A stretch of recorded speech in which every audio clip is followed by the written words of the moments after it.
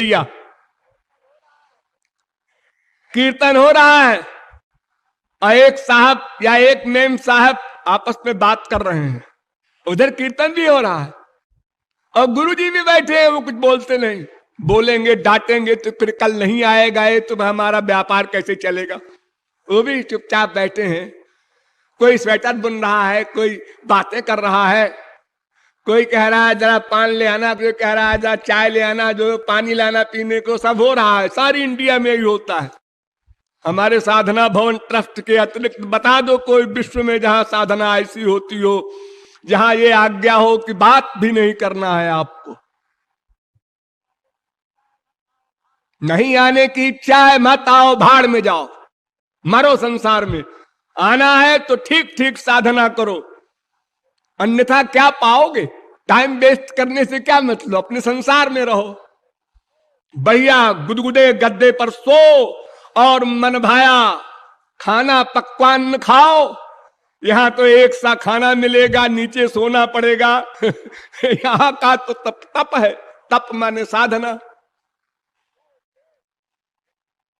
तो ये अबर श्रोता भेड़िया स्वयं भी साधना नहीं करता और डिस्टर्ब करता है, दूसरे को भी नुकसान पहुंचाता है।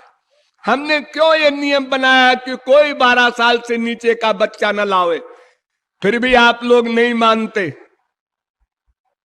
अब क्या इलाज किया जाए। कई लोग छोटे बच्चों को लाए हैं, अगर वो सत्संग भवन में बैठ के एक रोया दूसरा रोया तो कीर्तन करने वाला ध्यान करने वाले का ध्यान तो चला ही जाएगा। इतने उच्च कोट के तो नहीं है साधक आप लोग।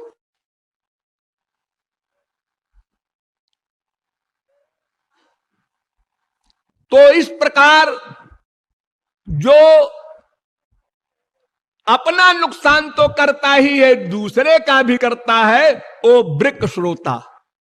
और एक होता है वृष, वृष माने बैल।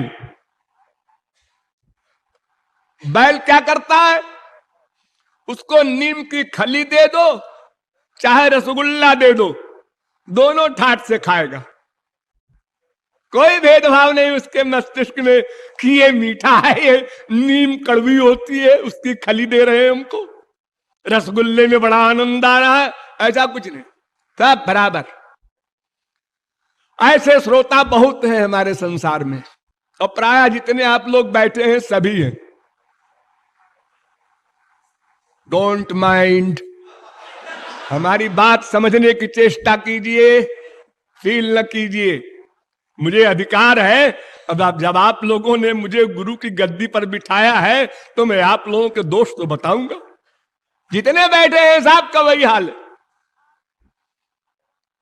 अर्थात भगवान का प्रसाद मिला खाया वही आनंद, बाजार से लाके रसगुल्ला किसी ने दिया उसमें भी वही आनंद, लड़की विदा हुई वहां भी 2 आंसू, गुरुजी विदा हुए वहां भी 2 आंसू।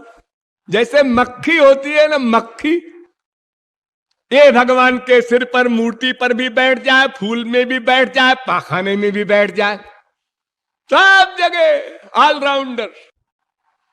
इस प्रकार का जिसका अंतःकरण है, संसार से भी प्यार, भगवान से भी प्यार, ये तात्पर्य। ये बैल है, ये वृक, वृष, वृष, वृषभ भी कहते हैं, वृष भी कहते हैं। इसी में आसक्त हो गई। एक कुत्ते को डंडा मारो, और रोता चिल्लाता भागा, 10 कदम जाके पीछे गुस्से में देखता है मारने वाले को, वैराग्य हो गया उसको। और रोटी का टुकड़ा दिखाओ फिर पूंछ हिलाता हुआ आ गया। ये हाल है हम लोगों का। और हम लोग कहते हैं अजी हम डबल एमए है, पीएचडी है, डीलिट है, बड़े काबिल है। अरे दिन में 10 बार तुमको जूते पड़ रहे हैं और होश नहीं आया कि ये संसार क्या है। अगर होश आ जाता तो महापुरुष को फिर तुम्हारे कल्याण में एक दिन न लगता। क्षिप्रम भवति धर्मात्मा।